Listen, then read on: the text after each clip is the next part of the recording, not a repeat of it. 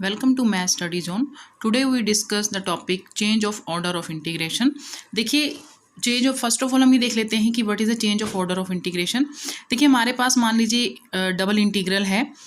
इसकी लिमिट है a to b और जो सेकंड लिमिट है वो हमारी है in the function of x, यानी कि फंक्शन ऑफ अगर ये x में है यानी हमारी किसकी लिमिट हो गई, ये x की लिमिट बनेगी और ये किसकी बनेगी, y की. तो हमारा क्या रहता है कि हम फर्स्टली जो है इंटीग्रेट करते हैं विद रिस्पेक्ट टू वाई के इंटीग्रेट करते हैं और फिर आफ्टर दैट हम एक्स के इंटीग्रेशन में करते हैं. और ये जो इन ऑर्डर ऑफ इंटीग्रेशन में क्या होगा, जो हमारी लिमिट है वो कन्वर्ट हो जाती है. मीन्स जो हमारा फंक्शन एक्स में है यानी फर्स्ट लिमिट तो हमारी अगर इसमें कांस्टेंट है तो उसमें कांस्टेंट रहेगी, बट जो लिमिट एक्स में है वो यहाँ आकर हमारी वाई में कांस्टेंट में चली जाएगी. और जो हमारी एक्स की लिमिट हमारी फंक्शन में थी, सॉरी वाई की लिमिट यहाँ फंक्शन में थी, तो ये हमारी एक्स में कन्वर्ट हो जाएगी in the form of Y. मैं अगेन रिपीट कर देती हूँ. Change of order of integration में क्या रहता है, हमारे पास डबल इंटीग्रल के केस में मान लीजिए हमारे पास जो भी ऑर्डर रहेगा, जब हमारे पास फर्स्ट फंक्शन है उसकी लिमिट कांस्टेंट में होगी और second is a function of x होगा. तो यानी हमारे पास अगर ये सेकंड फंक्शन ऑफ एक्स है मीन्स ये वाई की लिमिट है, तो ऑब्वियस है ये किसकी होगी, एक्स की लिमिट. जब हम इसका ऑर्डर चेंज करेंगे तो हमारे पास जो फर्स्ट लिमिट है यानी कि वो वाई की हो जाएगी और in the form of constant के, और जो सेकंड लिमिट है वो इन द फॉर्म ऑफ एक्स हो जाएगी और वाई की फॉर्म में हो जाएगी, एक्स की लिमिट हो जाएगी और in the form of Y हो जाएगी. तो इसे कहते हैं change the order of the integration. तो हमारे पास जैसे हमारे पास इसकी प्रॉब्लम है change the order of the integration, जिसमें हमारे पास गिवन है कि 0 to a जो लिमिट है और एक है y to a. मीन्स देखिए अगर हमारे पास ये इक्वेशन है जैसे 0 to a, ये हमारे पास गिवन इंटीग्रल y लेट कर लेते हैं, इसको हम i लेट कर लिया है, and y to a x upon X square plus Y square D Y D X. देखिए ऑब्वियस है अगर मेरे पास ये y में फंक्शन है मीन्स ये किसकी लिमिट हो गई, x की, और ये किसकी हो गई, y की. देखिए यहाँ मेंशन नहीं होगा बट आप फंक्शन ऑफ y है मीन्स ये हमारी x की लिमिट है, तो मुझे ये चेंज करना पड़ेगा. यानी मेरे पास गिवन लिमिट्स क्या है, मेरे पास यहाँ पर जो मेरा y है वो 0 है and y is equal to a है, एंड x जो है मेरे पास वो y है and x is equal to a. तो हमारे पास क्या रहता है, इसे हम फिगर से क्लियर करते हैं. देखिए हमारे पास जैसे मैं बना रही हूँ इसका, देखिए ये हमारे पास x एक्सिस है, ये y एक्सिस है. तो हमारे पास गिवन क्या है, x की जो y की वैल्यू है 0 to a तक है, ये y ये 0 to a मीन्स मैं यहाँ पर a की लाइन ले लेती हूँ, तो ये हो गया y is equal to a. देखिए सेकंड है x is equal to y, तो मेरा x is equal to y की लाइन कैसे जाएगी, ऐसे जाएगी.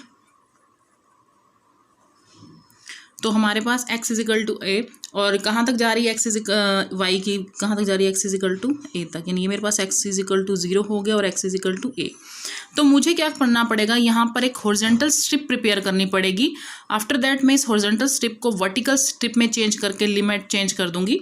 देखिए मेरे पास x इज इक्वल टू 0 और x is equal to a है, तो मेरे पास ये वर्टिकल स्ट्रिप है.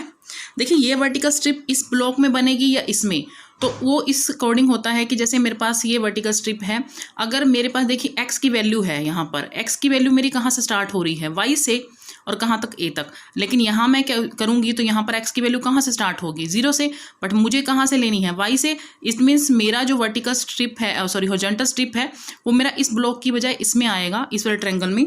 तो मैंने यहाँ स्टार्ट कर दिया, मेरे पास ये बन गया, ठीक है. तो यहाँ पर मेरे पास इस केस में आप ये देखिए कि मेरे पास x की लिमिट कहाँ से कहाँ तक जा रही है. x की वैल्यू जो है मेरे पास यहाँ 0 से स्टार्ट हुई, कहाँ तक जा रही है x की वैल्यू a तक. मीन्स मेरे पास जो नई लिमिट आ जाएगी वो हो जाएगी x is equal to 0 to x is equal to a तक. अब देखते हैं इसको आगे. जैसे अब मेरे पास, मैं इसको दोबारा से चेंज करूँगी. मेरे पास ये हॉरिजॉन्टल स्ट्रिप है, अब मैं इसको वर्टिकल में चेंज करके जो लिमिट है x की थी वो y में कन्वर्ट हो जाएगी. देखिए कैसे करेंगे. मेरे पास x की वैल्यू थी 0, यहाँ पर है x की वैल्यू a, यहाँ मेरे पास है y is equal to a. मैंने ये ऐसे वर्टिकल स्ट्रिप बना दी है.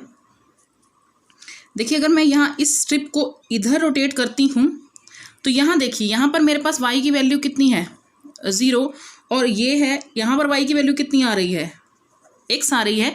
मीन्स मेरी जो लिमिट थी वो किस में चेंज हो गई है, अब मेरे पास y की लिमिट क्या हो जाएगी 0 to y is equal to a के। मीन्स मेरे पास sorry y is equal to x में, यहाँ पे x है ना, यहाँ पर लिमिट, तो मेरे पास दोनों लिमिट हो गई। मेरे पास यहाँ पर देखिए पहले मेरी x की लिमिट क्या थी, पहले मेरे पास थी y की लिमिट थी 0 टू a और x की लिमिट थी x to y to a। अब वो कन्वर्ट होकर मेरी x की, देखिए जो मैंने हॉरिजॉन्टल स्ट्रिप ली थी उसके अकॉर्डिंग x की जो लिमिट है 0 टू a हो गई है, और जो y की लिमिट है वो 0 टू x हो गई है, क्योंकि मैंने हॉरिजॉन्टल स्ट्रिप को जैसे ही वर्टिकल में चेंज किया।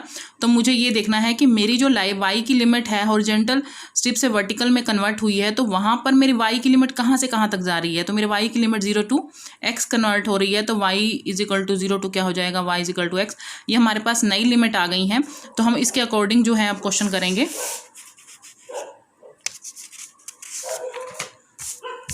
देखिए मेरे पास क्या है आई था, अब मेरे पास नई लिमिट क्या है, x के लिए तो मेरी लिमिट है 0 टू a, और y के लिए मेरी लिमिट जो है वो मेरे पास थी 0 टू x, और मेरा फंक्शन क्या था x upon X square plus Y square dy dx। देखो ये मेरे पास किसकी लिमिट थी, y की। मीन्स मुझे पहले किस में इंटीग्रेट करना पड़ेगा, पहले मैं विद रिस्पेक्ट टू किसके करूँगी, यहाँ पर dy के, तभी फंक्शन x में कन्वर्ट होगा ना। तो मैं विद रिस्पेक्ट टू dy के करूँगी, तो देखिए पहले मैं विद रिस्पेक्ट टू dy कर रही हूँ, मीन्स x मेरा कांस्टेंट हो जाएगा, तो मैंने x को ऐसे ही ले लिया। तो यहाँ पर लिमिट है मेरे पास, देखिए ये जो हमारा फार्मूला बन जाएगा वो बन जाएगा, देखिए tan इनवर्स x का मैं फार्मूला यहाँ मेंशन कर देती हूँ, integration of 1 upon a square plus x square dx होता है, इसका फार्मूला होता है 1 upon a tan inverse x upon a। तो मेरे पास आ जाएगा 1 अपॉन a मीन्स हमारा ये कांस्टेंट हो गया, यानी हमारे पास क्या हो जाएगा 1 अपॉन a लिखना है, मीन्स x ये हमारे को वो है ना a है, यह ऐसे कांस्टेंट कंसीडर कर रहे हैं। tan इनवर्स यहाँ पर x के प्लेस पर क्या है y है, क्योंकि x तो हमारा कांस्टेंट चल रहा है, और अपॉन में क्या हो जाएगा a मीन्स x, और साथ में ये इसकी लिमिट चली जाएगी इसमें 0 टू x में। और अब हम लिमिट पुट कर देते हैं 0 टू a, या 1/x भी कॉमन ले लेंगे बिकॉज कांस्टेंट था। मैंने अपर लिमिट पुट की यहाँ पर x upon x minus lower limit put की 0, तो ये x से x कैंसिल हो गया। तो देखिए tan इनवर्स 1 किसके इक्वल होता है 45 के, तो मेरे पास रह गया 45 dx, 45 यानी कि π/4 इज अ कांस्टेंट, तो मैं इसको इंटीग्रेट करती हूँ तो मेरे पास क्या आएगा x आ जाएगा, तो π/4, तो अपर लिमिट पुट करूँगी 0 और लोअर हो जाएगी, ये हमारे पास क्या आ जाएगा π/4a, ये हमारे पास आंसर आ जाएगा इसका।